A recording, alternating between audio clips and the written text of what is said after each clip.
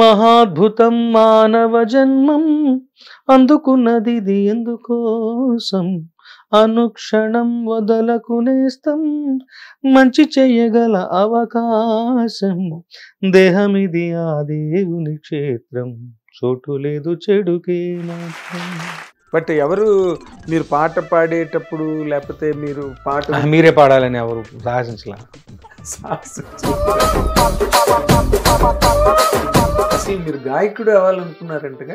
ఏకనిరంజన్ పాట యాక్చువల్లీ నాతో పాడించారు, title song. Okay, పాడేసాం మొత్తం పాట, రికార్డ్ అయిపోయింది, ఆల్మోస్ట్ ఓకే అయిపోయింది. ఓకే అయిపోయింది. లాస్ట్ మినిట్లో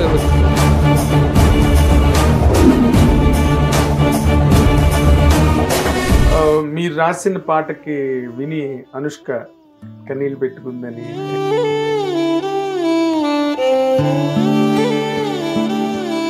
ఎక్కువ ఛాలెంజ్ ఫేస్ చేసిన పాట ఏంటి సార్ ఒప్పించడానికి? నిన్న జస్ట్ దేవర పాట ఒకటి రాశాను, దాదాపుగా 12 పల్లవులు రాశాను, ఒక 7 చిన్నాలు రాశాను. వాటిలోంచి శివగారిని కూర్చొని మాట్లాడుతూ అది బాగుంది ఇది బాగుంది అనుకుంటూ చేసుకునే వ్యవహారం. సీతారామ శాస్త్రి గారు లాంటి ఒక ప్రొలిఫిక్ రైటర్, గ్రేట్ రైటర్, ఆయన దగ్గర మీరు శిష్యర్కం చేసినప్పుడు ఎప్పుడో రాసుకున్న పాట, కృష్ణవంశీ గారు జగమంది కుటుంబం నాది పాట అడిగితే ఎప్పుడో రాసుకున్న పాట అనేది తీసుకొని రేపు పొద్దున రికార్డింగ్ వెళ్తుందంటే వాళ్ళు రాత్రి దాన్ని కూర్చుని అసలు మా అందరి చేత ఎక్సర్సైజ్, ఒక్కొక్క పాటకి అర్థాలు ఏమిటి ఒక్కొక్క దాంట్లో ఎన్ని లేయర్స్ ఉన్నాయి, మళ్ళీ దాన్ని తిరగరాసే లాంటి ఒక గెస్చర్, అది మనకి పాఠం కాదా? జగమంత కుటుంబం నాది, ఏకాకి జీవితం నాది. పాట రాయడం ఇప్పుడు ఆయన దగ్గర ఎంత నేను చూసినా ఆయనలా నేను రాయలేను పీరియడ్.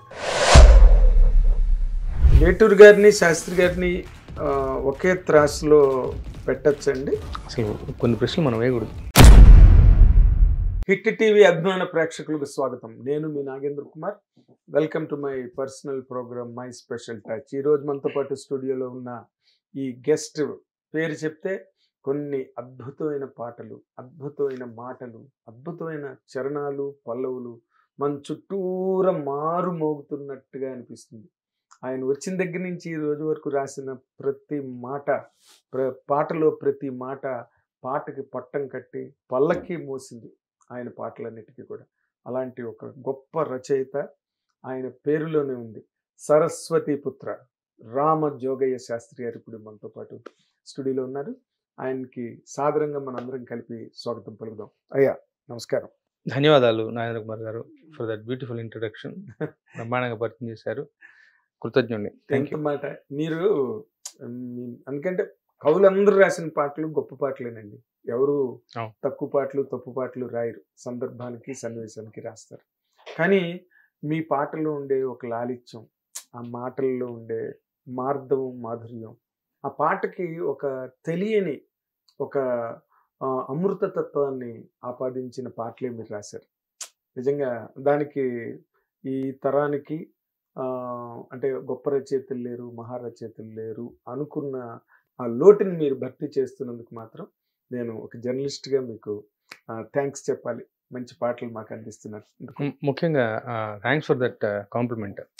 అంటే గీతకు ఇటువైపు నుండి నాకు తెలిసిన విద్యల్లో ఒకటి ఏంటంటే, అమ్మవారికి నమస్కారం చేసుకుని గీతకి ఇటువైపు ఉండి నాకు తెలిసిన విద్య ఏంటంటే, రాసే ముందు పెన్ను పేపర్ పక్కన పెట్టుకుని అమ్మవారికి నమస్కారం చేసుకుని బుద్ధి మేరకు మనల్ని నమ్మినటువంటి దర్శక నిర్మాతల్ని, సంగీత దర్శకుల్ని ఇబ్బంది పెట్టకుండా వాళ్ళ తృప్తి మేరకు 100కి 200% మనలో ఏముందో వెలికి తీసి బయటపడేసి ఇదా ఇదా ఇదా ఇదా అని చెప్పి వాళ్ళకి నచ్చేలా వాళ్ళ జడ్జిమెంట్ కూడా పరిగణలోకి తీసుకుంటూ ఒక పాటను బయట తీసుకురావడం, ఇది మాత్రం నాకు తెలిసిన విద్య. బట్ అది బయటికి వెళ్ళిన తర్వాత ఆదరణ పొందుతుందన్న విషయం ఎంతో కొంత నాకు తెలుస్తూనే వస్తుంటుంది. కానీ ఇక్కడ ఈ కాంప్లిమెంటు ఒక లాలిత్యం ఉంటుంది, ఒక అమృతత్వం ఆపాదించబడుతుంది పాటకి. ఇలాంటి కొన్ని మాటలు ఉపయోగించి మీరు ఒక విశ్లేషించడం అనేది అది none other than Nagendra Kumar garu. ఎందుకు అంటే నాగేంద్ర కుమార్ గారు ఒక జర్నలిస్ట్గా మాత్రం కాక ఒక సాహిత్య పిపాసిగా కూడా నాకు తెలుసు. సో మీలాంటి వాళ్ళు ఆ మాట అన్నారు అంటే, ముఖ్యంగా మీరు మద్రాసు కాలం నుంచి అనేక మంది పాటల రచయితలని, వాళ్ళ పాటలని విశ్లేషించుంటారు, వాళ్ళతో మాట్లాడుంటారు, వాళ్ళతో మీరు సంభాషణ జరుపుకుంటారు, వాళ్ళ వర్క్ మొత్తాన్ని గమనిస్తూ వచ్చి ఉంటారు. సో ఆ ఒరవడిలో నాది కూడా ఒక మంచి పాట ఉంది అన్న విషయం మీ నోటి ద్వారా వినటం అనేది నాకు నిజంగా ఇవాళ సంతోషాన్ని కలిగించే విషయం. Thank you for that. దానికి ఇంకొక ముఖ్య విషయం నాకు సర్ప్రైజ్గా అనిపించే మాట చెప్తాను మీకు. ఏంటంటే నార్మల్గా ఈ పాటలు రాయడానికి సినిమా పరిశ్రమలోకి వచ్చేవాళ్ళు ఏదో రకమైన సాహిత్య పరిశోధన, లేకపోతే సాహిత్యానికి అనుబంధం, లేకపోతే వాళ్ళ జీవితాలు ఆ సాహిత్యాన్ని ఉరుసుకుంటూ ఏదో కుటుంబ పరంగా కానివ్వండి, లేకపోతే వంశపారంపర్యంగా సంప్రదాయబద్ధంగా. మీరు అసలు మీరు చదువుకున్న చదువు వేరు. ఎక్కడ ఖరగ్పూర్ ఐఐటి ఎంటెక్, ఎక్కడ అసలు మొత్తం ఐటీ వరల్డ్. అసలు దీంట్లోకి రావాలన్న ఆలోచన కానీ లేకపోతే ఆ ప్రేరణ అనేది అసలు మీకు ఎక్కడి నుంచి కనెక్ట్ అయింది సార్? ఏం లేదు, తెలుగు దేశంలో పుట్టిన ప్రతివాడికి ఒక సినిమా తాలూకు ఒక అభిలాష ఉంటూనే ఉంటుంది. సో అందరిలాగే నేను అది పక్కన పెడితే ఎంతో కొంత జీన్స్లో ఉన్నదో మరి మా అమ్మగారు చక్కగా పాడేవారు. సో మా తాతయ్య గారి ఆశీర్వాదము, మా అమ్మగారిని పెంచుకున్న తాతయ్య గారు రామజోగయ్య శాస్త్రి గారు, ఆయన పేరు పమిడి రామజోగయ్య శాస్త్రి గారు. ఆయన కవి, పద్య కవి. ఆయన పేరే పెట్టారా మీకు? అవును, ఆయన పేరు నాకు పెట్టారు. మరి ఆయన తాలూకు ఆశీర్వాదం ఏమిటో తెలియదు, మొత్తానికి మనలో ఒకటి ఉంది. సో తీరక కోరిక ఒకటి జనించు తీరక ఎడదహించు. సో చిన్నతనంలో పాడాలని కోరిక, అది కాస్త రూపాంతరం చెంది రకరకాలుగా మొత్తానికి ఇక్కడ వచ్చి ల్యాండ్ అయ్యాను. సో ఇక సాహిత్యపరమైనటువంటి పరిజ్ఞానము, అభ్యాసము అవన్నీ లేకపోయినప్పటికీ ఏదో ఒక డివైన్ బ్లెస్సింగ్ నాకుందని నేను బలంగా నమ్ముతాను. లేకపోతే అదాటుగా కారణాంతరాల వల్ల రచనలోకి వచ్చినప్పటికీ భయంగా బిరుగ్గానే ప్రయాణం మొదలుపెట్టినప్పటికీ అది అద్భుతంగా అందంగా కొనసాగించుకుంటూ ఇవాళ ఈ పరిస్థితికి రాగలడం అనేది పూర్తిగా నా కృషి సాధన ఉన్నాయి. కానీ బట్ ఈ మేరకు ఈ స్థాయికి నన్ను ప్రపంచానికి నన్ను భగవంతుడు ప్రపంచాన్ని పరిచయం చేయడం అనేది డెఫినెట్గా ఆయన తాలూకు బ్లెస్సింగ్. మనది ఏమీ లేదు. ఇదే భావంలో కొనసాగితే ఇంతే చాలు ప్రశాంతం జీవితం. అంటే మీరు నార్మల్గా అంటే వేటూరు గారు వాళ్ళు అందరూ ఉంటున్నప్పుడే మీరు వచ్చారు? లేదు, వేటూరు గారికి నాకు ఓవర్లాప్ లేదు. అంటే వేటూరు గారు పోయారా మీరు వచ్చి? అంటే పాటలు రాయడం అప్పుడు నేను అంత ప్రాచుర్యంగా రాయలేదు. ఓకే, అయినప్పటికీ ఏదైనా సీతారామ శాస్త్రి గారి టవరింగ్ ఇన్ఫ్లుయెన్స్ ఇండస్ట్రీ మీద సీతారామ శాస్త్రి గారి, అలాంటి ఒక బిజీ రైటర్స్ మధ్య మీ ప్రయాణం ప్రారంభమైంది. నిజంగా మీకు మొదట్లో అంటే మీరు ఒక సాంగ్ రైటర్గా, ఒక లిరిసిస్ట్గా మిమ్మల్ని మీరు ఎస్టాబ్లిష్ చేసుకోవడానికి కానీ, లేదా మీకు అవకాశాలు రావడంలో కానీ మీవైన ఛాలెంజెస్ మేమైనా ఎదుర్కొన్నారండి? అయితే జస్ట్ అట్లాగా కేక్ వాక్ లాగా అయిపోయిందా? ఏం ఉండదు అసలు. అంటే తలుచుకుంటే 100 సమస్యలు కండ్ల ముందు కనపడతాయి. ఆ సమస్యను పరిగణన తీసుకుంటూ రాసుకోవచ్చు. లేదా ఒకే ఒక సూత్రం, మన ముందున్న సందర్భం, మనకి ఇవ్వబడినటువంటి పాట పూర్తిగా ఏకాగ్రతగా దాని మీద కాన్సన్ట్రేట్ చేసి దానికి 100కి 300% పనిచేసి దాన్ని బయట పంపించినా కూడా అంతకుమించిన ఫలితం వస్తుంది. మీరు 100 కారణం అంటే నాగేంద్ర కుమార్ గారికి నచ్చాలి, ఫలానా సంగీత దర్శకుడికి నచ్చాలి, ఫలానా ఫ్యాన్స్కి నచ్చాలి, ఇలాంటి 100 కారణాలు పెట్టుకుని కూడా మీరు పాట రాయొచ్చు. బట్ అవి ఎన్ని పెట్టుకున్నప్పటికీ కొంచెం వాటి వల్ల మీరు కన్ఫ్యూజ్ అవుతారే మినహా గొప్ప ఫలితం వస్తున్నారో అది నాకు డౌట్. 50-50 ఛాన్సెస్. బట్ దానికి బదులు మీ కంటి ముందు ఉన్నటువంటి సందర్భం, మీకు ఇవ్వబడినటువంటి పాట పూర్తిగా మీ ఎనర్జీస్ మొత్తం దీని మీద కేంద్రీకృతం చేసి రాస్తే అంతకు మిన్నగా ఉంటుంది రిజల్ట్. సో అన్ని కారణాలు పెట్టుకుని కన్ఫ్యూజ్ అవుతామా? ఏకాగ్రతగా ఇవ్వబడిన పాట ఏముంటుంది, ఎవరు చెప్పినా పల్లవి బాగా రాయాలి, క్యాచీగా రావాలని చెప్పినట్టే ఈ పాట కూడా అద్భుతంగా రాయాలి. ఇప్పుడు ఇవాళ రోజున వారానికి కనీసం 4-5 పాటలు రిలీజ్ అవుతున్నాయి. అవును, నెలకు 30 పాటలు రిలీజ్ అవుతుంది. ఈ 30 పాటల మధ్యలో మన పాట కూడా నిలబడాలి కదా. అంటే ఈ పాటకు తగిన న్యాయం, అది చిన్న సినిమానా పెద్ద సినిమానా అదా ఇదా ఆ సందర్భం ఏ సంబంధం లేదు. నా పేరు అటాచ్ చేసుకుని, నా పేరు ట్యాగ్ చేసుకుని ఒక పాట బయటకు వెళుతుంది అంటే అది నాకు వన్నె తెచ్చేలా ఉండాలి, నా కీర్తిని మరింత మెరుగుపరిచేదిగా ఉండాలి, నా గౌరవం తెచ్చేదిగా ఉండాలి. బయటికి వెళ్ళి ముఖ్యంగా సెల్ఫిష్గా ఆలోచిస్తే అది మరో 4 పాటలు. ఎవరి పాట? చిట్టిని సీతారాం ఇది రామజోగయ్య శాస్త్రి గారు రాసిన పాట భలే ఉంది, యంగ్గా ఉంది, ఇలాంటి పాట ఏదైనా వస్తే వాళ్ళకి నేను గుర్తు రావాలి. సో అలాంటి ఒక కారణం కూడా. సో బయటికి వెళ్తే అంటే పూర్తిగా ఈ పాట మీద శ్రద్ధ పెట్టి దీన్ని తీర్చిదిద్ది చెక్కి శిల్పంలో బయటికి పంపిస్తే దానిపైన అదే చేసుకుని పోతుంది. మనం మిగతా 100 విషయాలు ఎవరిని అడగ అంటే అది ఓకే మీరు చెప్పింది. బట్ పిల్లికి మెడలో గంట ఎవరు కడతారన్నది ఎప్పుడైనా నిత్య సత్యం అది. ఇప్పుడు మీకు మొట్టమొదటి అసలు ఇతను రాయగలడు, ఇతను రాస్తాడు. అది యువసేన సినిమా. యువసేన అవన్నీ ఆ ఛాలెంజెస్ అంటే ఏం లేవు. వాటిని ఛాలెంజ్గా నేను పరిగణించను. ఎందుకంటే ఇప్పుడు చాలా మందికి ముఖద్వారం ఏమిటి, కృష్ణ గారు అందరూ డైరెక్టర్ ప్రొడ్యూసర్కి వెళ్ళాలి, సంగీతకి వెళ్ళాలి, కలవాలి, ఇలాంటి కష్టాలు నాకేమి లేకుండానే డైరెక్ట్ నేను సీతారామ శాస్త్రి గారి దగ్గర శిష్యరికం, అక్కడ ఉండగా నన్ను చూడటం తటస్థించిన రవికిషోర్ గారు మొదటి సినిమా యువసేన పాట ఇవ్వటం జరిగిపోయింది. సో నేనంటే ఏంటి, నా ప్రతిభ ఏమిటి, నేను ఎలా రాస్తాను, 2 పాటల ద్వారా ప్రపంచాన్ని నా పేరు పరిచయం అయిపోయింది. ఆ తర్వాత 1 సంవత్సరం టైం పట్టింది. సో అదంతా it's all in the game. అంటే మీరు సీతారామ శాస్త్రి గారి దగ్గర శిష్యరికం చేశానన్నారు కదా, ఇప్పుడు ఇవన్నీ శిష్యరికం చేస్తే వచ్చే విద్యలు కావాలి. ఓకే, ఒక వేదం చదువుకోవచ్చు, లేకపోతే ఒక సంగీతం నేర్చుకోవచ్చు, ఒక గురువు దగ్గర శిష్యరికం చేసి ఒక చదువు నేర్చుకోవచ్చు. బట్ పాట రాయడం అన్నది శిష్యరికం వల్ల వస్తుందండి? లేదు లేదు లేదు. అంటే బేసికల్గా మీరు అన్నది చాలా కరెక్ట్ మాట. కానీ నా వరకు నేను ఎందుకు వెళ్ళాను అక్కడికి అంటే, నా మీద నాకు నమ్మకం పెరగడం కోసం వెళ్ళి. ఓకే, తెలియని మరికొన్ని మెళుకువలు ఏమైనా ఉంటాయేమో నేర్చుకోవడానికి వెళ్ళా. సో మీరు ఏమంటారు, ఇది ఎలా చెప్పాలంటే, మనకి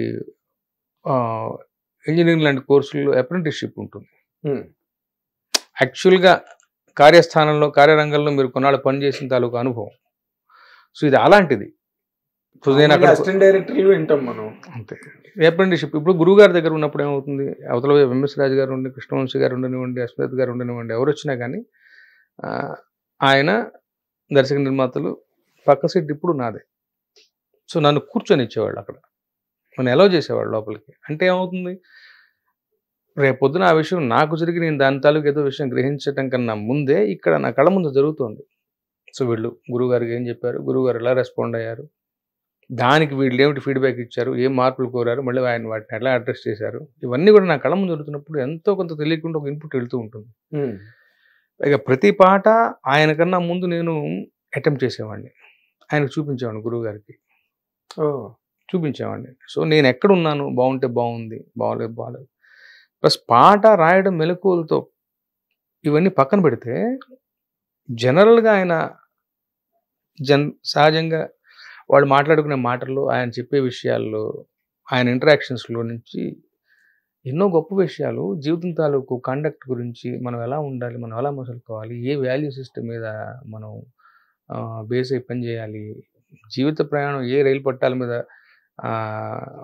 కొనసాగిస్తే సుఖంగా ఉంటుంది, ఇలాంటి గొప్ప గొప్ప విషయాలను పాటకు మించి ఇవి నేర్చుకున్నాను నేను. ఇవి నేర్చుకున్నానంటే ఏమి చెప్పలేను, బట్ ఇవన్నీ కూడా లోపల ఎక్కడో ఉన్నాయి.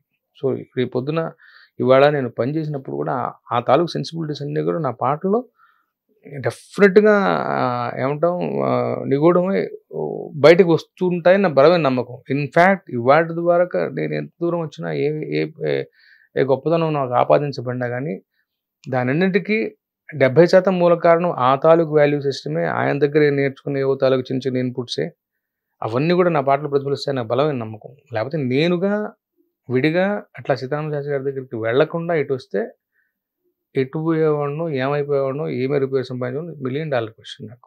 అదే ఇందాక మీరు చెప్పినట్టుగా కృష్ణానగర్, అక్కడి నుంచి జూబ్లీ హిల్స్ తెలియదు, ఏదో వెళ్ళొచ్చు, బట్ ఇట్లా నేను ఉంటానని మాత్రం నాకు కూడా నమ్మకం లేదు. సో డెఫినెట్గా ఆ గురువు గారి దగ్గరికి వెళ్ళి రావడం అనేది, ఆయన స్పర్శ అనేది నాకు చాలా మేలు చేసింది, నన్ను చాలా తీర్చిదిద్దింది.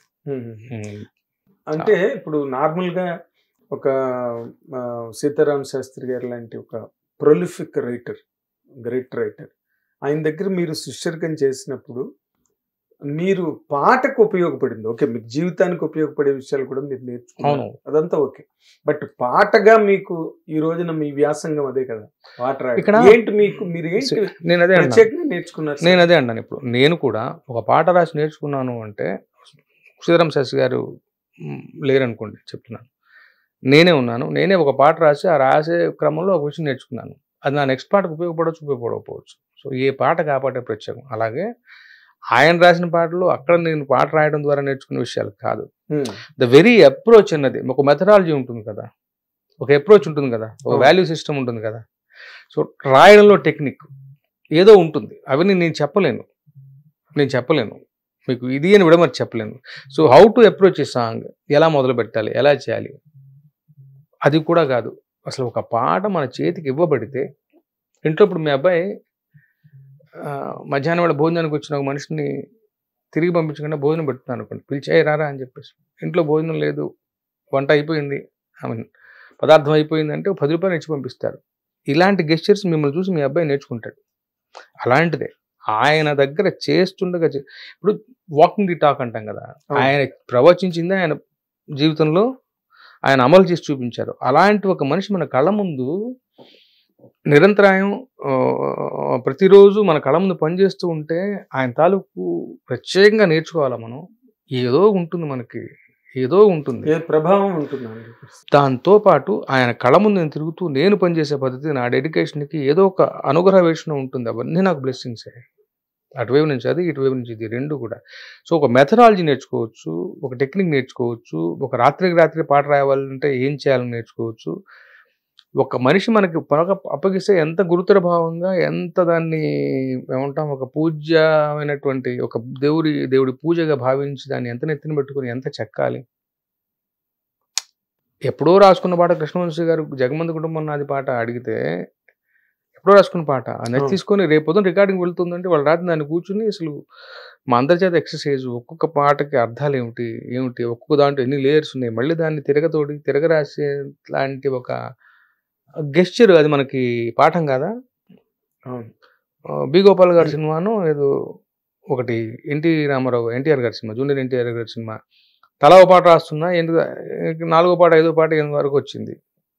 సరదా సినిమా, రొమాంటిక్ సాంగ్స్, డ్యూయట్సే ఉంటాయి. కానీ కో-డైరెక్టర్ గారిని అడిగి మిగతా రచయితలు రాసిన పాటలు తెప్పించుకుని అవేమిటో చూసి, అది కానీ ఇంకో పాట రాయాలి నేను, నా పాటలకి ఆ పాటలకి ఓవర్లాప్ ఉండకూడదు, ఎంత సరదా పాటలు అయినప్పటికీ. మీకు అర్థమవుతుందా? అలాంటి డిలిజెన్స్, అలాంటి ఒక ఏమంటాం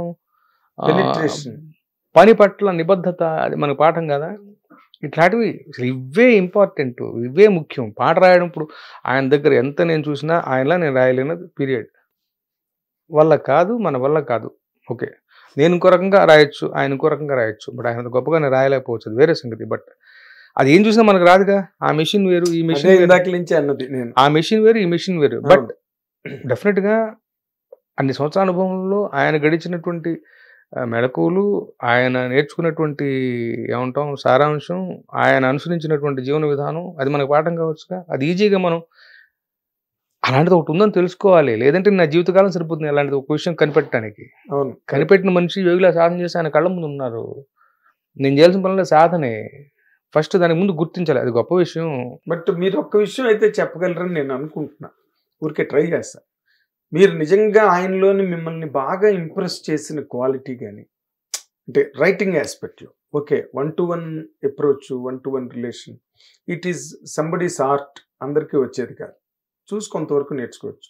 బట్ ఆయనలో శాస్త్రి గారిలో ఒక గీత రచయితగా మీరు బాగా ఆరాధించే ఆస్పెక్ట్ ఏంటండి? ఆయన ఎక్స్ప్రెషన్, లాంగ్వేజ్, పాటగా నేను అసలు సరిపోను.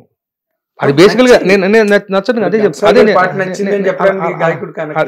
అలా కాదు. నేను అది ఇప్పుడు అక్కడ పాట నచ్చటం అనేది మనకి ఫ్రంట్ ఎండ్ లో కనపడే విషయం. నేను అలా విశ్లేషిస్తా.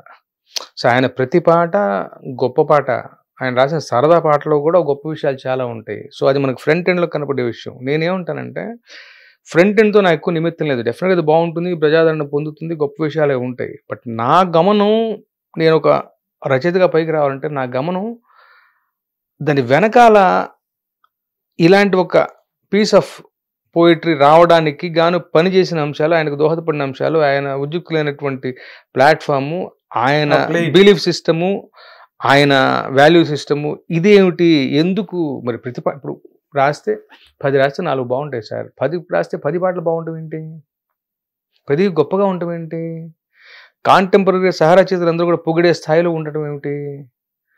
ఒక మనిషి వేటూరు గారి కన్నా వెనకాల వచ్చి వేటూరు గారితో సమాన స్థాయిగా, వేటూరు గారితో ఈయనే అన్నంత స్థాయికి ఆయన ఎదగడం అంటే అది మామూలు మార్గమా? సో అందుకు దోహదపడిన అంశాలు ఏమిటి, అక్కడ దృష్టి పెడితే దాంట్లో 5%, 10% మనకు కూడా అబ్బుతుంది అనేది నా నమ్మకం. అంటే మీరు ఎన్నాళ్ళు ఆయన సాహచర్యం, శిష్యుడికి ఏదంటే అదనండి, తర్వాత మీ వ్యక్తిగతమైన కెరీర్ ప్రయాణం, అది వేటూరు గారిని శాస్త్రి గారిని ఒకే త్రాసులో పెట్టచ్చండి? అసలు కొన్ని ప్రశ్నలు మనం వేయకూడదు, కొన్ని ప్రశ్నలు మనం వేసుకోకూడదు. కారణవశాత్తు ఏమంటాం, అమ్మవారి తాలూకు 2 పార్శ్వాలు అలా వచ్చాయి. ప్రపంచం, నేను భూప్రపంచంలో అంటే మేము ఎట్లా ఉంటాను, మీరున్నట్టు నేను లేను, నేనున్నట్టు ఇంకోళ్ళు ఉండరు, అర్థమవుతుంది కదా. అవును. సో ప్రపంచంలో ఉన్నటువంటి బ్యూటీ ఏంటంటే దట్ ఈస్ ఇట్స్ డైవర్సిటీ. అందరూ ఒకేలా యూనిఫామ్ వేసుకుంటుంటే బాగోడు కదా. అవును, ఆ విలక్షణతే అదే అందం అని బేసిక్ విషయంగా నమ్మే నేను, ఆయన గొప్పతనం అయింది, ఈయన గొప్పతనం అయింది చెప్పడానికి వచ్చింది. ఎందుకు చెప్పు, ఇక్కడ కాంటెక్స్ట్ ఏంటంటే డెఫినెట్గా వేటూరు గారు గొప్ప, ఇది శాస్త్రి గారు వెనకాల వచ్చినా ఆయనకన్నా ముందు ఇంకో 10 సంవత్సరాలు లీడ్ ఉండొచ్చు, నంబర్ ఆఫ్ సాంగ్స్ తక్కువ ఉండొచ్చు, కానీ అందుకుని వేటూరు గారి తర్వాత శాస్త్రి గారి అన్న స్థాయిలో అనిపించుకున్నారండి. అది నేను అనేది. అవును కదా. సో ఆ మాటకోసం ఇవాళ మా రచయితలు కూడా తక్కువ రచయితలు, ఎక్కువ తక్కువ కాదు, ఎవరు ప్రార్థించుకుని తీసుకొచ్చినటువంటి భిక్షాపాత్ర దాంట్లో తీసి పంచివ్వడమే కదా. సో నీ సాధన ఏ మేరకు ఉన్నది, నీ ఏమంటాం దినదిన ప్రవర్ధమానంగా నువ్వు, నీ లెర్నింగ్ కర్వ్ ఎలా ఉంది, నువ్వేం నేర్చుకుంటున్నావు, ఏ పద్ధతిలో పనిచేస్తున్నావు, ఎంత నిబద్ధతగా పనిచేస్తున్నావు, ఏ విషయాన్ని ఎంత విభిన్నంగా ఆలోచించి ఈ పాటను కూడా మరో కొత్తదనంతో ఎలా ఆవిష్కరిస్తున్నావు, ఇదే కదా ముఖ్యం అన్నప్పుడు చేసుకున్న వాడికి చేసుకున్నంత సింపుల్. Very nice. ఇక్కడ అంతో ఎంతో మనలో ఆ విషయం తాలూకు ఒక ఏమంటాం ఒక మ్యాజిక్ మనలో పెట్టకుండానే భూమి మీదకి పంపబడ్డాం మనం. సో అది ఉందని తెలుసుకోవటం ఒక స్థాయి అయితే, ఒక దశ అయితే, తెలుసుకున్న తర్వాత దాన్ని ఎంత మేరకు నువ్వు గొప్పగా సాధన చేస్తున్నావు, గొప్పగా ఎక్సర్సైజ్ చేస్తున్నావు, ఏ ఫలితాల కోసం, ఏ పర్పస్ కోసం దాన్ని ఎక్సర్సైజ్ చేస్తున్నావు అనేది ఇంపార్టెంట్. అక్కడ మనిషికి వేరు వేరు పద్ధతులు ఉంటాయి. సో బేసికల్గా రాయగలిగిన వాళ్ళే, ఇప్పుడు నాతో పాటు ఉన్న రచయితలందరూ కూడా అందరూ బ్రహ్మాండంగా రాయగలిగిన వాళ్ళమేగా, లేకపోతే ఇన్నాళ్ళు నిలదొక్కోలేం కదా. సో ఒక్కొక్కరిది ఒక్కొక్క పంథ. ఇక్కడ ఎక్కువ తక్కువలు అసలు లేనే లేవు. నాకు నేనే పోటీ, నాకు నేనే పారామీటర్. నేను ఎలా ఉన్నాను, వాళ్ళు ఎలా ఉన్నాను, 4 రోజులతో ఎలా ఉండబోతున్నాను. మన గురించి మనకు ఆలోచించుకోవడానికి టైం లేదు. అవును, మీకు పక్క వాళ్ళ గురించి ఏం ఆలోచిస్తాం. అవును కదా, అసలు అది కరెక్ట్ విధానం కూడా కాదు. మీరు చక్కగా మాట్లాడినప్పుడు చూడడానికి చక్కగా చాలా గొప్ప ఫిలాసఫర్లా, ఒక తత్వవేత్తలా మాట్లాడే ప్రతి మాట ఆచితూచి చాలా బ్యాలెన్స్డ్గా మాట్లాడే ఒక మంచి క్యారెక్టర్ ఉంది బేసిక్గా. కానీ బట్ ప్రొఫెషనల్గా వచ్చేసరికి మీరు టైగర్స్తో లయన్స్తో మీ రేస్ ఉంటుంది. టైగర్స్ లయన్స్ అంటే హీరోలు, వాళ్ళ పాటలు, వాళ్ళ సినిమాలకి పాటలు రాసి సంగీత దర్శకులను ఒప్పించడం, డైరెక్టర్స్ని ఒప్పించడం, తర్వాత వాళ్ళ అభిమానులను ఒప్పించడం అన్నవి మామూలు హిమాలయన్ టాస్క్స్ అవన్నీ కూడా. వాటిని సాధన చేసేటప్పుడు నిజంగా మీకు ఎటువంటి అగ్ని పరీక్షలు? అదే అంట ఇప్పుడు క్యాచీగా ఉండాలి నాగేంద్ర కుమార్ గారు నాకు చెప్పాలా? నాకే తెలుసుగా. అవును, అయిపోయింది విషయం. అది మీరు చెప్తే నాకు ఇంకా ఇబ్బందిగా ఉంటుంది. నాకు నేనే అనేసుకుని రాసేసుకుంటే, నేను పెట్టుకున్న ఆంక్ష, నేను పెట్టుకున్న లిమిటేషను, నేను పెట్టుకున్న ఛాలెంజ్, ఇది ఇంకా అందంగా దాన్ని నిర్వహిస్తా. సో అన్నప్పుడు ఎదుటి మనుషులు నాకు ఉంటారు, కానీ వాళ్ళు ఎదుటి మనుషులు కాదు, నేనే వాళ్ళు. వాళ్ళ చెప్పులు నేను కాడ, సపోజ్ నేను రాజుకు తీసుకెళ్ళాను, బాగోలేదు అన్నారు, ఓకేనా, నేను రాజుకెళ్తే ఆయన బాగోలేదు అన్నాడు అనుకుంటే అది ఇబ్బంది, నాకు కష్టం. అనుకోకూడదు కదా ప్రొఫెషన్లో. అదే చెప్తా, ప్రొఫెషన్ అనుకోకూడదు కదా, కానీ అనిపిస్తుంది మనిషి అన్నవాడికి. నేనేమంటాను, అవును కదా, వాళ్ళే నేనైపోయాను అనుకోండి, అవును ఆ పరిస్థితులు నేనుంటే ఏం ఆలోచిస్తా అని చెప్పు, అందుకే వాళ్ళు అలా అన్నారేమో అనుకుంటే సమం అయిపోతుంది, అప్పుడు ఇంకా ఈజీగా అయిపోతుంది కదా. ఇక్కడ తేలిక పడతామని కూడా అనుకోవటం కాదు, సహజంగా మనం ఉండవలసిన పద్ధతే అదే. When you are taken on board, you have become a part of the team. అవును, అన్నప్పుడు టీం ప్లేయర్లా ఉండాలి. మధ్యలో నేను ఒక్కడైపోతాను, అవసరానికి మాత్రం టీం ప్లేయర్ నన్ను ముచ్చటగా చెప్తాను అంటే కుదరదు కదా. సో ఇక్కడ అందరూ నలుగురం కలిసి ఒక మంచి ప్రోడక్ట్ రేపొద్దున బయట రిలీజ్ వచ్చిన రోజున వాళ్ళ రోజున ఎక్కడ లేని ప్రభ, ఎక్కడ లేని వెలుగు, ఎక్కడ లేని ప్రాచుర్యం, ఎక్కడ లేని ఇది. మరి దాని అన్నింటి కావాలంటే అర్హత సంపాదించాలిగా ఫస్ట్. నువ్వు అంత లాంటి ఆదరణ నువ్వు పొందాలంటే ఫస్ట్ నువ్వు అర్హత సంపాదించాలిగా. అది వచ్చిన రోజు నీకు గిల్ట్, నిజమే కదా, ఏదో అరకొరగా చాలా అయిపోయింది అనిపిస్తేనే ఇంత ఆదరణ లభించింది, నిజంగా వారాస్తే ఇంకా బాగుండేమో నీకు గిల్ట్గా అనిపించకూడదుగా. అవును. సో వచ్చిన ఆదరణను కూడా నువ్వు ఎంతగా వచ్చినటువంటి దాన్ని అంత ఆహ్లాదంగా స్వీకరించగలిగే స్థాయిలో సంతృప్తిగా సగర్వంగా ఈసారి నువ్వు పెట్టుకోవాలంటే ఏం చేయాలి? సో ఇన్ని లేవు ఇక్కడ. వాళ్ళు వీళ్ళు నాకు మొదటి ప్రశ్నకు చెప్పిన సమాధానమే. 100 మంది కన్స్ట్రెంట్స్ని పెట్టుకుని నువ్వు పనిచేసి కన్ఫ్యూజ్ అవుతావా? నీకే తెలుసు కదా. దీనికి ఇచ్చే నేను తీసుకున్న తర్వాత you become a family member. ఇప్పుడు అదే సార్, ఇప్పుడు మీరు అన్న దాంట్లోనే ఉన్నది పాయింట్. ఇప్పుడు మీరు అలా అనుకునే వాళ్ళే మీరే రాస్తారు. అవును, క్యాచీగా ఉండాలని మీకు తెలుసు, మాస్క్ ఎలా ఉండాలి, క్లాస్కి ఎలా ఉండాలి, సందర్భం బట్టి ఆ మాటలు. Okay, that's fine. బట్ చాలా సినిమాలకి 2 వెర్షన్లు 3 వెర్షన్స్ రాయవలసి ఎందుకు అని అడిగింది. ఎందుకు కాదు అదే చెప్తాను. అంటే సందర్భానికి మీరు మ్యాచ్ చేసి రాయలేకపోవడం లేదు అసలు. సార్ ఇప్పుడు ఒకటి మనం ఎక్కడ ఆగిపోకూడదు, మనం కాలం లెక్కల్లో ఆగిపోకూడదు. మనం ఆ రోజుల్లో కుదిరింది, పామ్గ్రో హోటల్లో కూర్చున్నారు, ఆత్రేయ గారు, ఎంఎస్ విశ్వనాథన్ గారు ఇచ్చిందే పాట, రాసిందే పాట, రికార్డ్ అయిపోయింది. ఆ రోజులు వేరు. ఆ రోజుల్లో ఇంత తాకిడి లేదు, ఇన్ని సినిమాలు లేవు, ఇన్ని పాటలు లేవు, ఇన్ని ఛాలెంజెస్ లేవు. వాళ్ళకి ఛాలెంజెస్ తక్కువ. నా ఊహ. ఛాలెంజ్ అంటే ఇప్పుడు గొప్ప పాటలు ఉన్నాయి, ఛాలెంజ్ అంటే వేరే అర్థంలో. సో ఇంత హడావుడి, ఇంత ఏమంటాం సాంద్రత లేదు, ఇంటెన్సిటీ లేదు, ఇన్ని పాటలు వచ్చి ప్రూవ్ చేసుకోవాలంత అగత్యం లేదు. ఇవాళ రోజున కాలమానపతి మారిపోయి బోల్డ్ పాటలు వస్తున్నాయి, ఎక్స్పెక్టేషన్స్ పెరుగుతున్నాయి. ఇదివరకు ఎక్స్పెక్టేషన్స్ ఉండేవేమో, బట్ మీ దాకా వచ్చేదానికి వీలు లేదు. ఇవాళ మీ చెవికి వస్తున్నాయి, పరుగులు తీసుకుని తీరాలి. అందులోనే ఒక అందం ఉంది. ఆ ఛాలెంజ్ స్వీకరిస్తేనే అది అందం. ప్రయాణం కూడా యాక్చువల్గా ఒక ఇంట్రెస్టింగ్గా ఉంటుంది. సో ఆ లెక్కలకు వస్తే ఇవాళ రోజున ఆ రోజులు ఆగిపోకూడదు అని చెప్పాను నేను. ఆ రోజులో కుదరలేదు. ఇవాళ హోటల్లో కూర్చున్నాను, గంటలో ఇచ్చానని పాట కాదు. అవసరమైతే 4 రోజులు రాయి, 5 రోజులు రాయి, 10 రోజులు రాయి, తప్పు లేదు. వాళ్ళు అడగడంలో తప్పు లేదు. అంటే ఇప్పుడు మీ అబ్బాయి ఇంజనీరింగ్ సీటు ఎందుకు, మీ ఇంటి పక్కన కాలేజ్ చేర్పించవచ్చుగా, ఎందుకు విట్టు నిట్టు గిట్టు అని చెప్పి 100 కాలు చూస్తారు. అవునా కాదు? అంతే. బాల్ మన కోర్టులో ఉన్నంత వరకు పరిస్థితులు గుర్తెరిగి ఆ తర్వాత బుల్లెట్ దిగటమే ప్రధానం. దానికోసం ఎంత అవసరం చేయాలి పోషణ. ఇప్పటికి అందరికీ కూడా వాళ్ళు 4 5 అడుగుతారు. వేడుక కాదు వాళ్ళకు కూడా. మన మీద అపనమ్మకం అంతకన్నా కాదు. అపనమ్మకం అయితే మన అక్కడ దగ్గరికి రానివ్వరుగా, మనం పెట్టుకోరు కదా. పెట్టుకున్న తర్వాత పాలిచ్చే గదినే పెతుకుతారు. గురువారు ఇంకేం రాస్తారేమోలే అనుకుంటాను, తప్పే ఉంది. మన బాగా పాలిస్తారని నమ్మకం లేదు. ఇప్పుడు నా మీద నాకు అంత గొప్ప నమ్మకం ఏమిటి? ఏమో నేను కూడా మానవ మాత్రుడే కదా. మొదటి రాసిన 2 బాగాలేమో, పోనీ వాళ్ళకి నచ్చలేదేమో, వాళ్ళు ఎడాలో తీసుకుంటే నేను వానపాట రాశానేమో, అంత కాదు. ఉదాహరణ ప్రాయంగా చెప్పారు. దాన్ని అడ్రస్ తప్పే ఉంది అసలు, దాన్ని అనుకునేదే ఉంది. ఈ క్రమంలో మీరు చక్కగా దాన్ని ప్లీడెడ్ వెల్, బాగా ప్లీడ్ చేశారు దాన్ని ప్రొఫెషనల్గా. బట్ దీంట్లో మీరు ఎక్కువగా చాలా అద్భుతమైన పాటలు రాశారు. మీరు ఎక్కువ ఛాలెంజ్ ఫేస్ చేసిన పాట ఏంటి సార్ ఒప్పించడానికి? నిజంగా గుర్తుపెట్టుకోను అలాంటివి.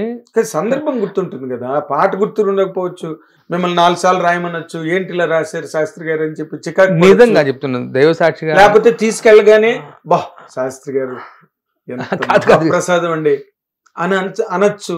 అలా నేను నిజంగా చెప్పలేను. ఎందుకంటే వాళ్ళు పెట్టకపోయినా నాకు నేను పెట్టుకుంటాను అనుకుంటా చిక్కులు.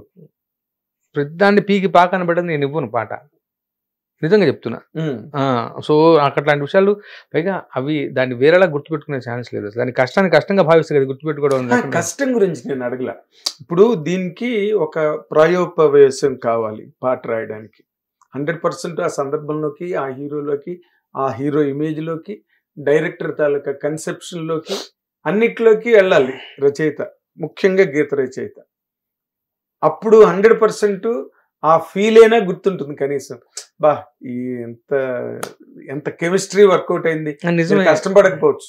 నాకు నిజంగా గుర్తు లేవు, ఎక్కువ గుర్తు లేవు. నిజం చెప్తా. ఎక్కువ వద్దండి, ఒక్క పాట చెప్పండి. మీరు 10 పాటలు అడిగామా మేము?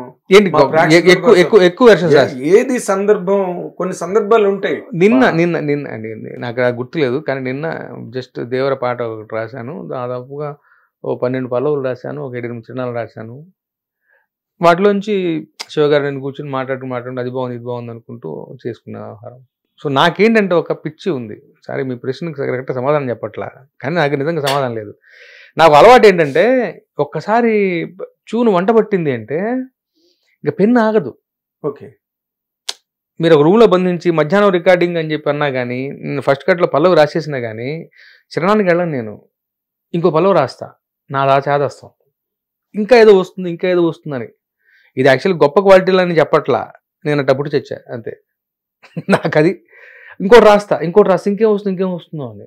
సో ఆ రకంగా మధించిన తర్వాత ఏదో వస్తుంది, ఏదో సమకూరుతుంది. అంటే గుడ్డులో మళ్ళీ ఏంటంటే 1కి 10 రాసినా ఇది కన్ఫ్యూజన్కి దారితీది. ఎందుకంటే ఒక ఇరుసు చుట్టూ ఒక ఘాట్లోనే తిరుగుతుంటాం, ఒక కాంటెక్స్ట్ చుట్టూ ఒక సందర్భం చుట్టూ తిరుగుతున్నాం కాబట్టి అన్నీ అక్కడక్కడే ఉంటాయి. సో ఈ 1కి 4 రాయడంలో ఏంటంటే కొంతమంది ఏం నమ్ముతారంటే చెప్పంగానే అలా నేసెంట్గా వెంటనే ఫ్రెష్గా ఇస్తే డెలివరీ అవుతుంది అంటారు. నేనే నమ్ముతానంటే పెనం వేడెక్కితే బాగుంటుందని నమ్ముతాను. విషయం అదే. కానీ మీరు ఒకే విషయాన్ని చెప్పాలని నిర్ధారించుకున్న తర్వాత మీరు రకరకాల ఆ ట్యూన్లో ఇవాళ జరుగుతున్న ఈ ప్రక్రియలో ఆ ట్యూన్లో రకరకాల కంటెంప్లేషన్స్ చూశారనుకోండి, అప్పుడు ఎక్స్ప్రెషన్ బెటర్ అవుతుంది, ఎక్స్ప్రెషన్ సింపుల్ అయ్యే ఛాన్స్ ఉంటుంది.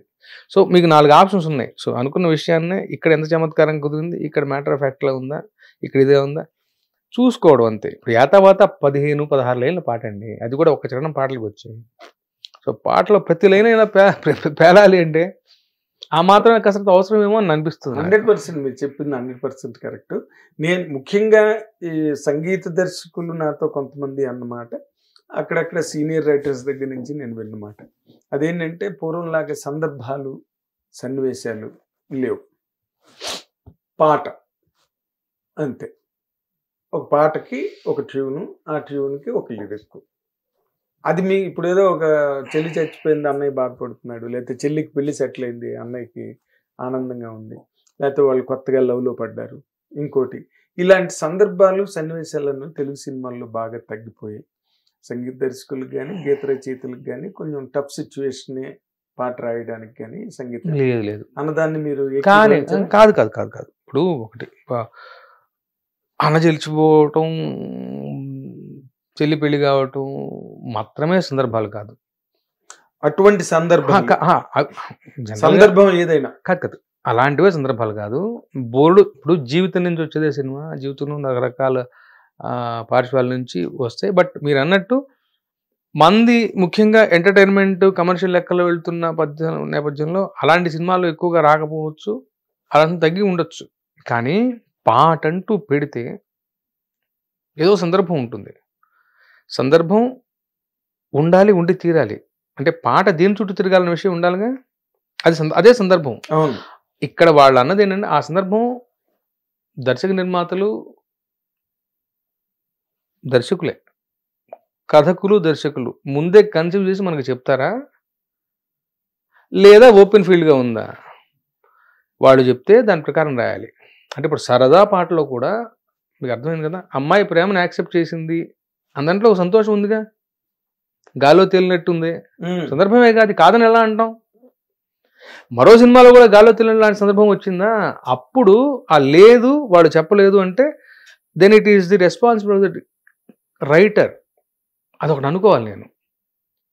సంతోషమే గాల్లో తేలటమే. ఈసారి ఎంత కొత్తగా చెప్తాను నేను, నా హిందీ పాట భలే గుర్తొస్తుంది. ప్రతి సినిమాలోనూ సంతోషం ఆకాశాన్ని అంటుకున్నాను, మబ్బుల్లో మీద నా పాదాలు ఉన్నాయి అని చెప్తాను. విషయం అదే. హిందీ పాటలో భలే అందంగా చెప్పారు ఒకటి, ఆజ్ మై ఊపర్ ఆసమా నీచే ఆజ్ మై ఆగే జమానా హై పీచే. అర్థమైందా? విషయం అదే, చెప్పడంలో నావెల్టీ ఉంది. మీకు అర్థమైందా? సో నెక్స్ట్ లెవెల్ మాట్లాడాను నేను. మామూలుగా సందర్భం అనేది లేకుండా పాట రాయడం కుదరదు. వాళ్ళు ఇచ్చారా? మీరు చెప్పిన దాంట్లో చిన్న ద్వైధీభావం ఉంది. అదేంటంటే హిందీ భాషని మీరు ఇప్పుడు కోట్ చేసి వాళ్ళు అలా రాశారు అని అవకాశం ఉంది. కాదు, ఇది హిందీ కాదు, హిందీ తెలుగు గురించి కాదు నేను అనేది. అదే నేను క్లారిటీగా చెప్తున్నా. సందర్భం అంటూ లేకుండా పాట రాయడం కుదరదు. ఆ సందర్భం ఆల్రెడీ దర్శకుడు అనుకున్నారా లేదా? సరదా పాటలో కూడా ఒక సందర్భం ఆయన ఇచ్చాడా లేదా? ఇవ్వలేదా నువ్వు అనుకో. సీరియస్ సందర్భంలో కూడా ఇక్కడ పాట కావాలి గురువుగారు అనొచ్చు. అదేమిటో జాలిగా జాబిలమ్మ కూడా ఈ రూట్ తీసుకోవాలని దర్శకుడు విశ్వనాథ్ గారు చెప్పు గురువుగారు రాసి ఉండొచ్చు. లేదా ఇక్కడ ఒక పాట కావాలి, నాకు తెలియదు, హృదయాలు ద్రవించాలి, ఆడిటోరియం ఏడవాలి, విషయం అయితే ఇది, మరి నువ్వేం రాస్తావు, రాయవయ్యా శాస్త్రి అని ఉండొచ్చు. సో కల్పన మంది కావచ్చు, వాళ్ళే కన్సిడర్ చేసి ఉండొచ్చు. సో ఎగ్జిక్యూషన్ మాత్రం మన పని కొన్ని కొన్ని సందర్భాల్లో. మీరు చెప్పిన దాని ప్రకారం నాకు అర్థమైన పాయింట్ ఏంటంటే, ఇప్పుడు కవులు కూడా డైరెక్టర్స్ మైండ్ తో ఆలోచించి రాయాల్సిన. అవును కదా, ఇప్పుడు ఇట్స్ ఆల్ టీమ్ వర్క్. ఇప్పుడు ఇక్కడ సందర్భాన్ని తగిన ఇప్పుడు 75 సినిమా 76 సినిమా అనుకుంటే 76 పువ్వుల దండ, మధ్యలో ఒక 6 పువ్వులు, అన్ని బంతి పూలు పెట్టాను, పచ్చగా ఉన్నాయి. ఇక్కడ ఇక్కడ ఇక్కడ ఇక్కడ కొంచెం డిఫరెంట్ కలర్లో. సో ఇక్కడ పువ్వు ఏమిటి, నాకు కొంచెం రోజ్ కలర్లో ఉండాలి, లేకపోతే బ్లూ కలర్లో ఉండాలి, మంచి సువాసన రావాలి, ఏవో ఉంటాయి. అలా వేగ్గా సందర్భాలని వాళ్ళు డిస్క్రైబ్ చేసి వదిలేయచ్చు. అప్పుడు కంటెంట్ ఏంటని మనం అనుకోవాలి. అంటే ఆ రెస్పాన్సిబిలిటీ, ఆ జవాబారి మన మీద ఉంటుంది. అది కూడా in consultation with the directors. లేదా నా క్లారిటీ ఉంది, ఇక్కడ ఇదే కావాలి, వాడు పల్లెటూరు కురవాడు, పక్కా స్లాంగ్లో పాడతాడు, చాలా లెస్సర్ ఆర్కెస్ట్రేషన్ ఉంటుంది, అమ్మాయి అసలు పాడదు కానీ కనిపిస్తుంటుంది, లిప్ ఉండదు, ఇంత డిలిజెంట్గా ఇంత క్రిస్టల్ గా వాళ్ళకి విజన్ ఉందనుకోండి, మనం దాన్ని ఫాలో అవడమే. సందర్భం ఏమిటి, డైరెక్టర్ మీకు క్లారిటీగా చెప్పినప్పుడు మీకు సులభం అవుతుంది. సందర్భం లేకుండా ఉండదు. వాడు అమ్మాయిని ప్రేమిస్తూ ఉన్నాడు కానీ వేరే వేరే కులాలు, మరి కుదురుతుందా నాకు అంటున్నాడు, సందర్భం అది లేదా ఒక పాట కావాలా రిలీఫ్ కోసం రాసుకునే పాటలో కూడా ఒక 5 నిమిషాలు ఫిలప్ చేయాలంటే గాలిగా ఫిలప్ చేయలేంగా. సరే మీకు ఏం రాసినా ఓకే కాబట్టి ఇలా రాస్తే ఓకే, ఇలా రాస్తే కొత్త నావెల్టీగా ఉంటుంది. మీకు అర్థమైంది కదా. ఎన్నాళ్ళు వాడు అబ్బాయి ఆ అమ్మాయిని పొగుడుతూనే పాడాడు, ఈసారి తిడుతూ పాడదాం, నేను చెప్పబోవచ్చు, మౌనంగా ఉండొచ్చు, ఆ మాత్రం నీకు అర్థం కాదా, నువ్వు చెప్పలేవా, నువ్వు రావచ్చు కదా నా దగ్గరికి, నేనే చెప్పాలా, ప్రపంచవ్యాప్తంగా మగవాళ్ళే ముందు ఎక్స్ప్రెస్ చేయాలా, నువ్వు చెప్పొచ్చు అని తిట్టచ్చు, ఇది కొత్త స్కీమ్ అవుతుందేమో అని నేను చెప్పొచ్చు. సో వాళ్ళు అనుకున్నారా ఓకే, అనుకోలేదా నేను ఒకటి చెప్పగలిగి టీం వర్క్ ఒకటి అనుకుని. బట్ తర్వాత కాంటెక్స్ట్ లేదు, సందర్భాలు లేవు అని అంటాను లేదు.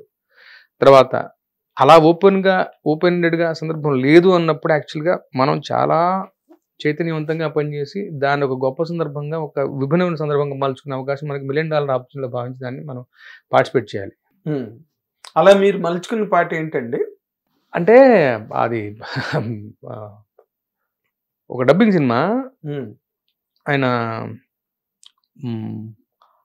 సుశీంద్రన్ గారని దర్శకులు, ఆయన తమిళం, ఆయన బైలింగ్వల్, కేర్ ఆఫ్ సూర్య అని సినిమా పేరు. సో అక్కడ ఆయన టైటిల్స్ మీద వచ్చే పాట కావాలి వాళ్ళకి ఒకటి, తమిళంలో వైరముత్తు గారు రాశారు. ఆయన కావాలని నాకు తమిళం డబ్బింగ్ పాటలు మామూలుగా తమిళ లిరిక్ ఇస్తారు, ఇవ్వాల కావాలి, ఈయనేం రాస్తాడో అంటే పరీక్ష కాదు, ఎక్కడి నుంచి ఏం వస్తుందో అన్న ఒక ఉత్సుకత, ఒక ఇంట్రెస్ట్, అది ఇవ్వాల నాకు. నేను కథ అడిగి తెలుసుకున్నా, టైటిల్ అడిగి తెలుసుకున్నా. సో టైటిల్ మీద చెప్పా, టైటిల్కి దీనికి ఏం సంబంధం లేదు, కేర్ ఆఫ్ సూర్య, దాన్ని బట్టి ఏం అర్థమవుతుంది.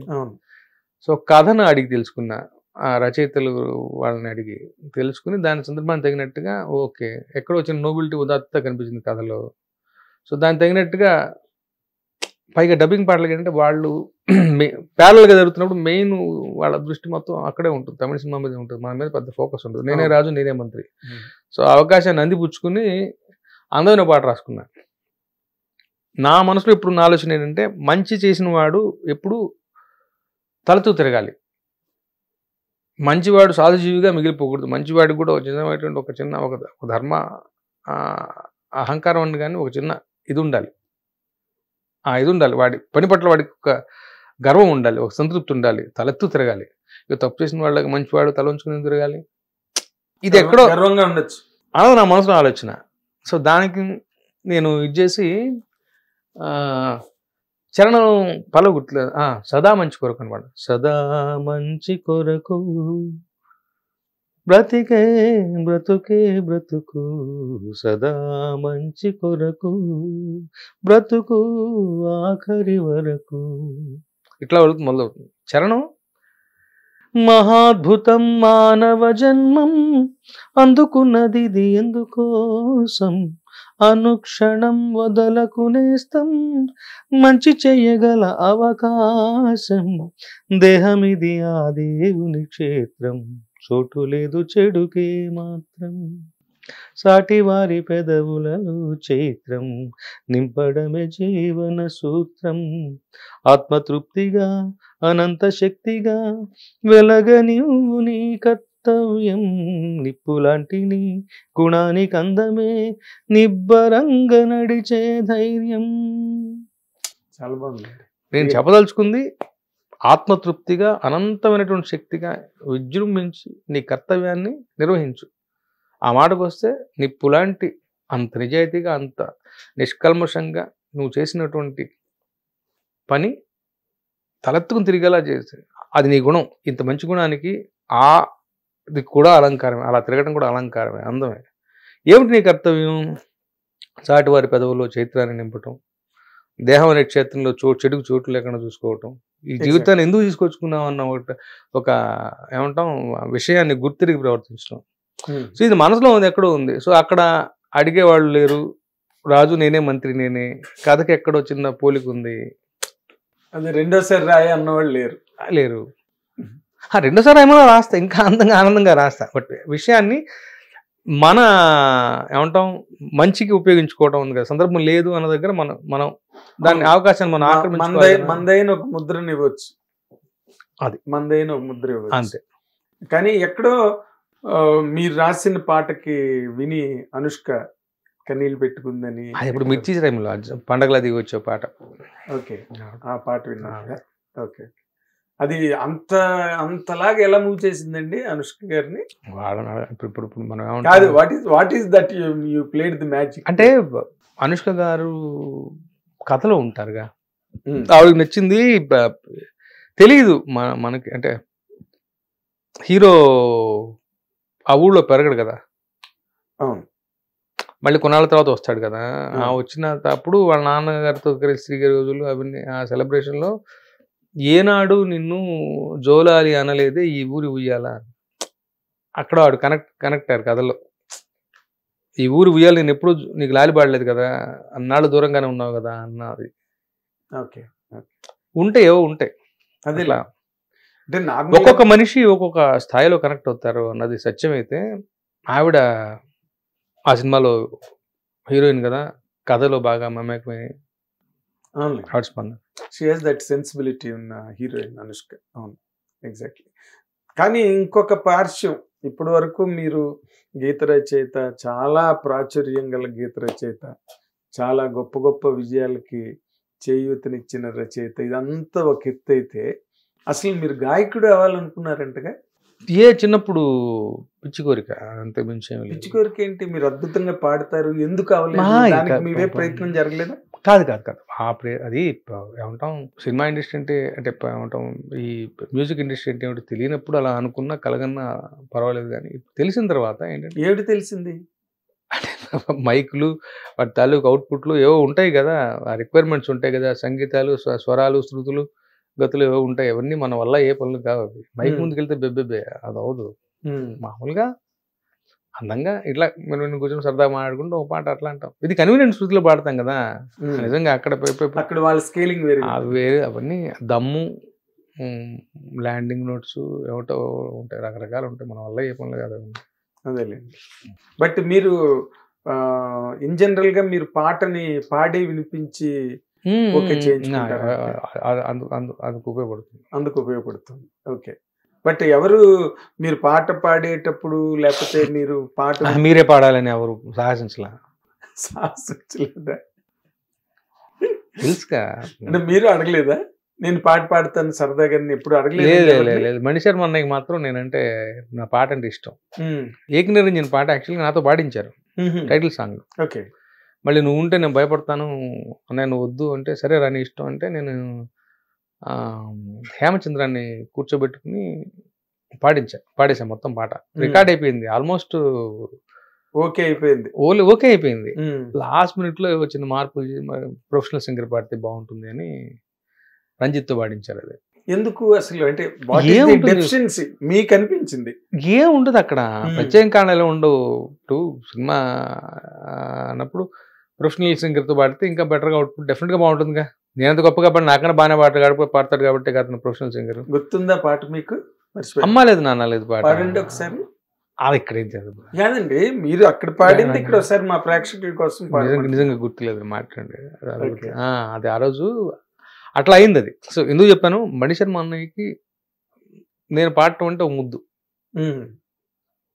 ఆయన ఎప్పుడు ఎక్కడున్నా కానీ సరదాగా సడన్గా ఫోన్ చేసి అది పాడరా అంటాడు. ఆయనకి నేను ఇవాళ సత్యం గారి పుట్టినరోజు అన్నారు మీరు, నాకు బాగా ఇష్టమైన పాట, ఎప్పుడు పాడుతుంటే విన్నాడో తెలియదు, ఆయన ఎప్పుడు గుర్తొచ్చినా పాడమంటాడు ఫోన్ చేయించుకుని. ఏంటో పాట? సాహిత్యం తప్పైతే మన్నించండి. ఆలయ పవన మాలికలు చలియాననేమని పొదరింటలేడు పువ్వింటి కాడు ఎదురుగా ఉన్నాడని ప్రణయ రాగవాగిని చలి వసంతమోని. ఇది ఆయనకి ఇష్టం, నా గొంతులో వింటూ ఇష్టం. పాట అది నిజంగా. మీకు థ్యాంక్స్ చెప్పాలి, ఎందుకంటే సత్యం గారు చేసిన one of the best melodies. ఈ గొంతులో మెలికలు తిరుగుతాయనో గమ్మకాలు తిరుగుతాయని ఆయన ముద్దు. సో ఆయన ప్రేమ పాత్రలు అంటే ఈ సింగింగ్ వల్ల ఆయన ప్రేమ పాత్రలు నేను అదే సంతోషం కదా. మరి నన్నదాన్ని మణి శర్మ గారు నన్ను నా పాటని నా గొంతు బాగుందంటాం సంతోషమైన విషయం కదమ్మా. Mani Sharma one of the all time great music directors కదండి, ఎందుకంటే గొప్ప సబ్జెక్ట్ నాలెడ్జ్, సైన్స్. అవును, సైన్స్. ఓకే, ఊరికే గాలి సంగీతం. ఆ ప్రేమ వల్ల ఆయన పాడమన్నాడు, కానీ కమర్షియల్ సినిమా కదా అది కుదరలా. ఇంక అంటే ఇలాంటి ముద్దు మణి శర్మ ఒకటేదో ఆకతాయి అనే సినిమాలో పాట పాడా, అనగా అనగా అని, తర్వాత ఇంకేదో ఓయి నిన్నే అనే సినిమాలో పాట పాడా, నా సంతోషం కోసం అంతే, మీ ఆత్మ సంతృప్తి కోసం అంతే. అంతేనా? అంతే. Okay okay. బట్ మీరు ఎక్కడ కొత్త తరం రచయితలు లేకపోతే మీ తర్వాత వచ్చే సినిమా ఇండస్ట్రీకి మీలాగా గీత రచయితలు అవుదాం అనుకుని వచ్చే వాళ్ళకి ఏమాత్రం కూడా హింట్ అందకుండా 2 ప్లేన్స్లో మాట్లాడుతున్నారు. ఒకటి ఫిలసాఫికల్ ప్లేన్, ఒకటి ఇంకొకటేమో మర్మగర్భమైన ప్లేన్ ఒకటి. బట్ నేను మిమ్మల్ని గుచ్చి అడిగింది ఏంటంటే, మీ ఇంటర్వ్యూ ఎవరైనా చూసినప్పుడు ఓహో రామజోగయ్య శాస్త్రి గారు ఇలాంటి పరిస్థితుల్ని ఎదుర్కొని తట్టుకుని నిలబడ్డారనమాట అనే ఒక హింట్ కోసం నేను అసలు ఇన్ఫాక్ట్ నాకు అన్ని తెలివితేటలు లేవు, అంత తెలివితేటలుగా మాట్లాడేది లేదు. నేను చెప్పింది ఇంకా సులభమైన సూత్రం. ఓకే, ఎవరిని ఏం అడగక్కర్లేదు, మన పెన్ను మన పేపరు, అంటే లేనిది కోరేవు ఉన్నది వదిలేవు అంటారు కదా ఆత్రేయ, అట్లా మన చేతిలో ఏముంది, జ్యూరిస్డిక్షన్లో ఏముంది, పెన్ను పేపర్. దీన్ని అందంగా వాడితే గొప్ప పాట రాస్తే ఆ గొప్ప పాట బయటకు వెళ్ళి 10 పాటలు పట్టుకొస్తుంది. దీని మీద నమ్మకం కుదరాలంతే మనకి. ఈ విషయం చెప్తే గాలి మాటల ఎవరికి నమ్మకం కుదరదు. మీరు అన్నమాటే, మీరు రాసిన పాట మీకు 10 పాటలు తెచ్చిన పాట ఏదండి? ప్రతి పాట తెచ్చి ఉంటుంది అంటాను నేనేది, ప్రతి పాట తెచ్చి ఉంటుంది. మొదట్లో బ్రేక్ వచ్చే పాట కాదు, నిన్న రిలీజ్ అయిన పాట కూడా కారణం అవుతుంది. ఇంకా శాస్త్రి గారు లైమ్ లైట్ లో ఉన్నాడు, ఆయన 18 years కెరీర్ తర్వాత ఇంకా ఆయన పదునుగా ఉన్నాడు, ఈ పాట భలే అన్నారే. నాకు అన్ని నా జీవితాక రాకపోవచ్చు, బట్ ఇండస్ట్రీ అన్నీ గమనిస్తుంటుంది. ప్రతి పాట అదే చెప్తున్నాను. అలా అని చెప్పి ఇది బాగుంటుంది కాబట్టి ఇది గొప్ప పాట అవుతుంది కాబట్టి ఇది పెద్ద హీరో సినిమా పాట కాబట్టి దీన్ని మాస్తాను మిగతాది కాదు. చిన్న సినిమా రాసిన పాట కూడా జనాల దృష్టికి వెళ్తుంది. సరే చిన్న సినిమా భలే, ఇందులో కూడా నేను యాక్చువల్గా పదును చూపించారు, అది ఒక నమ్మకం. మనం వెళ్తే శాస్త్రి గారి దగ్గర చిన్న సినిమా అనేవి తక్కువ చేయడు అని నమ్మకం. తెలీదు, రకరకాల 10 మంది కలిస్తే కదా నా కెరీరు. బట్ మరి మీకు పెద్ద సినిమాకి ఒక పెద్ద హీరోకి ఇచ్చే సినిమా పాటకి ఇచ్చే రెమ్యూనరేషన్, ఒక లో బడ్జెట్ మిడిల్ బడ్జెట్ ఇచ్చేది, ఆ తేడాలు ఉంటాయా? తేడా డెఫినెట్గా పిండి కొద్ది రేటే. ఇక్కడ డెఫినెట్గా సినిమా బడ్జెట్ అనుసరించి నేను తీసుకోవాల్సి వస్తుంది, ఎవరైనా తీసుకోవాల్సి వస్తుంది. కానీ మీ డిమాండ్ ప్రకారం ఇవ్వాల్సి వచ్చే పరిస్థితి ఉండదా? నేను అదే చెప్తున్నాను. ఇండస్ట్రీ లెక్కల ప్రకారం, స్టాండర్డ్స్ ప్రకారం, నా కష్టాన్ని అనుసరించి నేను ఒక మాట అంటాను, దాని ప్రకారం వాళ్ళు దాన్ని నాకు ఎక్కువ రచ్చారాప్స లేకుండా ఆనర్ చేస్తారు. అసలు నాకు అది నిమిత్తం మాత్రమే కాదు, నేను నా కష్టానికి తగిన విలువను అడిగి తీసుకోవడంలో సిద్ధహస్తుండి. నేను చాలా నొచ్చుకుంటా, అది నాకు గౌరవం. బట్ ఒకసారి అది నెరవేరింది అన్న తర్వాత కొంచెం నెరవేరిపోయిన పాటలు వేసినవి ఉన్నాయి నీకు కాదు, బట్ నేను దాన్ని బట్టి ఇక్కడ ఎంత పని చేయాలి, ఇంతే పని చేయాలి లెక్కలు వేసుకుని చేసే మనిషిని కాదు. ఎందుకంటే ఇది పూర్తిగా సార్ 14 ఏళ్ళు 15 ఏళ్ళు ఇంజనీరింగ్ చదువుకుని హ్యాపీగా ఉద్యోగం చేసి వచ్చి సెకండ్ ఇన్నింగ్స్ మొదలుపెట్టాను. నేనేం కోరుకోవాలి లైఫ్లో? ఇక్కడ సక్సెస్ అయితే చాలు అనుకోవాలి. దీన్ని నాకు విధించాడు, ఇది సెకండ్ ఇన్నింగ్స్. దీన్ని ఆలంబనగా నేను ఏం గొప్పతనాన్ని సాధించాలనుకున్నప్పుడు నాలో ఈ కల్మషానికి చోటిస్తే అర్థమవుతుంది మీకు. వాళ్ళు అంత ఇచ్చారు, అందుకే తింతే రాస్తాను, నేను అడిగినంత ఇవ్వలేదు, ఇతను 4 వర్షాలు అడుగుతున్నాడు, ఇతను నన్ను వెళ్ళంగానే కాఫీ ఇవ్వలేదు, వీటికి చోటు ఉందా జీవితంలో? లేదు. ఎంత అందంగా నిర్వహించవచ్చు జీవితాన్ని అన్నప్పుడు lesser this garbage, that much is your focus on the song. అంత నిష్కల్మషంగా ఉంటాం, మీ ఏకాగ్రత, మీ ఎనర్జీ మొత్తం పాట మీద ఉంటాయి. డెఫినెట్గా రూపాయి వచ్చి అవుట్పుట్, రూపాయిన్నర అవుట్పుట్ వస్తుంది. ఆ తేడా మీకే తెలుస్తుంది, ఎవరికి ఇది అర్థం కాదు ఇది. సో నాకు ఇక్కడ వేరే వాళ్ళు కూడా కంపారిజన్ కాదు, మా వీధిలో మా ఇంటి పక్క మనిషి కూడా నాకు కంపారిజన్ లేదు. నేనేమిటి, నేను ఎలా ఉన్నాను, ఎలా ఉంటే దేవుడు నాకేం అనుకూలిస్తున్నాడు, ఎలా ఉంటే నాకు ఇవాళ రోజు హాయిగా గడిచింది, రేపు కూడా ఇలాగే ఉంది, ఇంతే అందంగా కొనసాగిద్దాం. మీరు ఇప్పుడు నార్మల్గా ఎవరికైనా గీత రచయితలకి లేకపోతే సినిమా ఇండస్ట్రీలో గతంలో, ఇప్పుడు కాదనుకోండి, ఇప్పుడు అందరూ చాలా కన్స్ట్రక్టివ్గా ఉంటున్నారు. ఇప్పుడు మీ ఫ్యామిలీ లైఫ్కి సంబంధించి మీ ప్రొఫెషన్కి మధ్యలో క్లియర్ కట్ బ్యాలెన్స్ మెయింటైన్ చేసుకుంటున్నారండి? ఉద్యోగం చేసినప్పుడు వర్క్ లైఫ్ బ్యాలెన్స్ అని ఉండేది కార్పొరేట్లో. ఇప్పుడు ఏమంటే అసలు ఫుల్ బ్యాలెన్సే అవసరం లేదు అసలు. వర్క్ లైఫ్ రెండు ఒకటే కదా.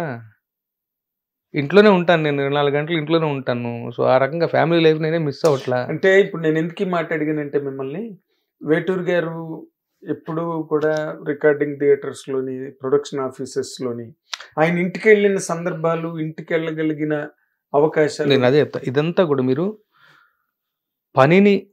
పనిగా భావిస్తే అప్పుడు వర్క్ లైఫ్ రెండు వేరే అవుతాయి. ఇక్కడ నా పని నేను పనిగా భావించట్లా, ఇట్స్ మై ఎంజాయ్మెంట్. ఇది నా ఎంజాయ్మెంట్. అంతే. నేను 2 గంటలకు మెళుకు వచ్చింది, 3:30 దాకా పని చేశాను. మీకు అర్థమైందా? కొంచెం స్ట్రెస్డ్గా అనిపించింది, మళ్ళీ పడుకుని 8ంటికి లేచా. మీకు అర్థమవుతుందా? మీకు ఇంటర్వ్యూకి వస్తానని చెప్పి కూడా నాకు లేవంగానే శంకర్ గారు ఇండియన్ 2 సినిమా పాట పెండింగ్, రాత్రి సగమే అయింది. మీతో అరగంట లేట్గా వస్తానని చెప్పి ఆ పని పూర్తి చేసి వచ్చా, పంపించారు. చిన్న సవరణ చేసుకున్నాను, పారాయణ చేసుకుందాం అనుకున్నాను, కుదరలేదు, పాటే అయింది. సో మీకు ఇచ్చిన మాట ప్రకారం వచ్చాను. ఇప్పుడు వెళ్ళి పారాయణ చేసుకుని భోజనం చేస్తా. ఓకే. ఇందులో ఏముంది, ఇబ్బంది ఏముంది? I'm enjoying my every minute. కార్లో బ్రేక్ఫాస్ట్ చేస్తూ వచ్చా. నా 24 గంటలని నేను అందంగా వినియోగించి నాకు తెలిసినప్పుడు ఇంకా అక్కడ బ్యాలెన్స్ ఉంది. స్ట్రెస్ ఉంటే కదా నువ్వు బ్యాలెన్స్ అని మాట్లాడాలి. కరెక్ట్. నాకు స్ట్రెస్ లేదుగా.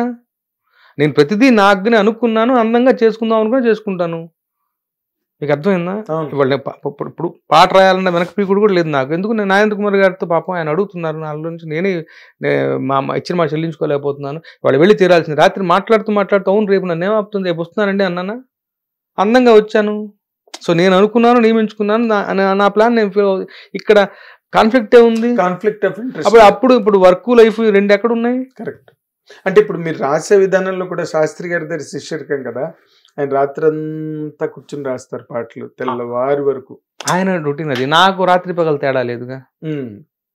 ఇప్పుడు ఆయన సాధన వేరే. ఆయన 10-11 గంటలకు అట్లా కూర్చున్నారంటే పొద్దున వరకు, ఒక్కోసారి మళ్ళీ మధ్యాహ్నం వరకు ఏకబిగిన కూర్చుని రాస్తారు. ఆయన పద్ధతి వేరు. మీరంతా స్ప్రీలో మధ్యలో బ్రేక్స్ ఇచ్చేస్తుంటారు అంటే నాకు భయం, అంతసేపు కూర్చున్నా నా దగ్గర నుంచి ఏమి రాదని నా భయం. నిజంగానే రాదు. సో నా పద్ధతి వేరు. ఎంత వస్తే అంత. నేను చేసే ఒకటి ఏంటంటే, నేను డివైస్ చేసిన టెక్నిక్ ఏంటంటే, డెఫినెట్గా పాట కూర్చోగానే రాదు, చాలా ఫెయిల్యూర్ అటెంప్ట్స్ ఉంటాయి. బట్ టైం మేనేజ్మెంట్ లెక్కల్లో ఇవాళ కూర్చున్న 1 గంట కూర్చుని ఈ పాట పలకట్లేదు అంటే దాన్నే రుద్దకుండా మరో పాటకి వెళ్తా, అది పలకచ్చు ఓ 2 గంటల పాటు. అది బతికిందన్న సంతోషంలో, ఉత్సాహంలో మళ్ళీ దీనికి వస్తే ఇక్కడ ఈపు కూడా పని జరగచ్చు. జరిగినా జరగకపోయినా నాకు టైం మేనేజ్మెంట్ ఉంటుంది. సో ఇద్దరు ఫోన్ చేశారనుకోండి, ఈ పనే చేస్తున్నాను, కాస్త రహస్యాలు చెప్తున్నాను మీకు. వాళ్ళకి చూపించిన ఎంతో కొంత ఫెయిల్యూర్ అటెంప్ట్ అంటే ఎండ్ ప్రోడక్ట్ రాకపోవచ్చు, కానీ మధ్యలో ఇంటర్మీడియట్ వెర్షన్స్ ఉంటాయి కదా. సో ఈ వెర్షన్స్ ఉపయోగపడతాయి.